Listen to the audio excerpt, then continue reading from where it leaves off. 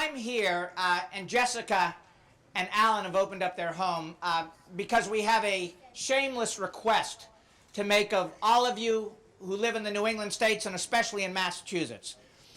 We propose to do the single most effective thing that a state government can do to fight climate change, and that's to put a price on carbon. A gnarly phrase, I grant you.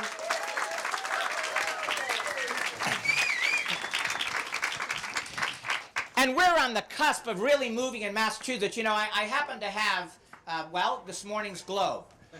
And two headlines dramatize the difficulty that all of you face as citizens of this wonderful country, right? One headline talks about John Boehner's resignation, which means we're going to get a more conservative Speaker of the U.S. House in his place. But the other talks about the Pope's emphasis on climate change as a rallying point for conservatives, moderates, and progressives together.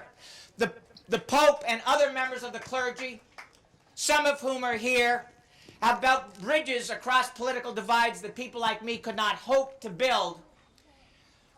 But given the difficulty of what's going on in Washington, it falls to you to make sure that Massachusetts moves first. And effectively, we've put together, and we've been sensitive, I hope, to people from every part of the political spectrum, a modest little bill that would put Massachusetts #1 in terms of this carbon pricing stuff. I wish the language were a little simpler. The idea at its base, though, is pretty simple. And just attend to me just for a moment. I know you've got many fish to fry and lots of good conversations to have, but I want your reaction to this core idea of pricing the stuff we've been taking out of the ground, fossil fuels, fairly. Not excessively, but fairly. Now, there's a brilliant guy back in the 1920s in sooty London, the equivalent of Chinese cities today, an economy based then on coal. And he looked around, and even in the 1920s, almost 100 years ago, it was clear that people were dying because of our use of fossil fuels, as necessary sometimes as that use has been. People were dying, and what interested him as an economist is that the price of what he was burning in his own furnace didn't reflect these healthcare effects. People were still dying. Charities were having to bear, and hospitals were having to bear the brunt. Families were experiencing enormous trauma due to the loss of loved ones. None of it was reflected in the price, right? We kind of know, when we think about it, what's today incorporated into the price of a gallon of gas. It's the cost of exploring for the stuff, drilling for the stuff, extracting it, refining it, storing it, and transporting it. But what bothered this guy, Arthur Pigou, in the 1920s is that a price is supposed to incorporate all the cost of creating something, whether it's a table or a gallon of gas. And all he sought was to think through the complexities of the health and environmental impacts. It was health in those days.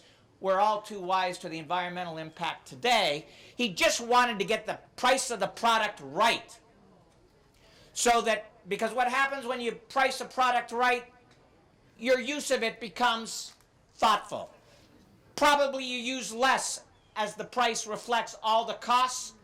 All we're asking with this bill in Massachusetts is true pricing, honest pricing for stuff made of fossil fuels.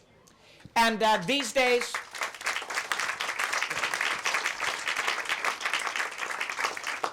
so since Professor Pigou's time in the 1920s, the math has been done. Some of you have helped do it. We kind of now know what the social cost of carbon is. We can add the proper and fair price to the end products that we use nationwide, but until we get there, statewide, here in Massachusetts. So I propose that we go to this honest pricing approach. There's lots of detail here, but you don't want to be necessarily bogged down in that, and you certainly don't want to hear me talk about it. We can go to this fair price reflective of the health and environmental costs as well as the exploration and refining costs, if you can talk to your local legislators, right? Today, we've got 160 members of the Massachusetts House, about 30 to their enormous credit are co-sponsors. That only leaves us, somebody do the math, 130 to go. That's where you come in. We've got 40 state senators, about 12 are co-sponsors. That leaves us with 28 to go. But here's the good news. A year ago, when you talked about this stuff, it was Greek. My apologies to Greek Americans. I don't want to single out Greek. But you get my drift. No response. Eyes would glaze over. They didn't understand what the heck you were talking about. They only knew it was too nerdy, too complicated, wasn't going to fly, not this year, sometime in the future, talk to me later. That's changed. And as I say, the Pope and the President, but all of you too, those of you who buy fuel-efficient cars, actually fuel-avoiding cars like Teslas, I know you use electricity, that helps enormously. Those of you who turn your thermostats down or put insulation in your attic are helping too. What we're doing, in effect, is proposing to create a price incentive so that more of us turn the thermostat down, so that more of us put insulation in the attic, and to be candid about it, so that some of us buy Teslas, rather than more of us buy Teslas than rely on fossil fuel-dependent automobiles. So there's a little bit of a common interest here, and I want Tesla owners to help me out by talking to your legislators. It's not so much the number of the bill. What is the number? What's the number of my own bill? What is? I mean, it is a lucky number, 1743. Is that right? Oops, 1747. But you know, the idea is so new still that we don't typically refer to it by its number. We refer to it by the concept, by the idea. Putting a price on carbon pricing, it's not a tax. I want to talk to the conservatives in the audience. I know you're out there. This is the one climate change fighting idea that Governor Baker can comfortably support. We've met him halfway. Right?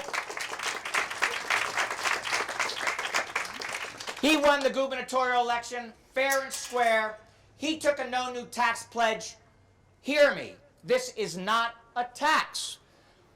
I'm a middling lawyer, but I'm just good enough to know to have spoken to lawyers better than me. And we've written this language so that legally, constitutionally, according to the Massachusetts Supreme Court, not a tax, a true fee, a user fee, if you will. And it's because it's truly not a tax that Governor Baker can comfortably get on board. And we need his moral leadership. Right? Yeah.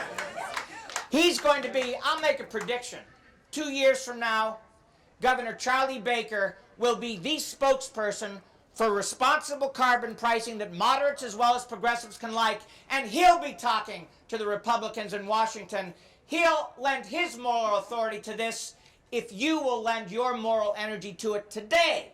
We've got to persuade the governor this is for him.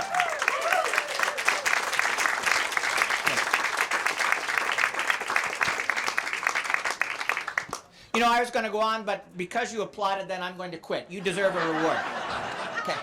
I'm determined to show you that this incentive stuff isn't for the birds. You delivered. I'm getting out of here. Thank you. Let's go to work. Yeah.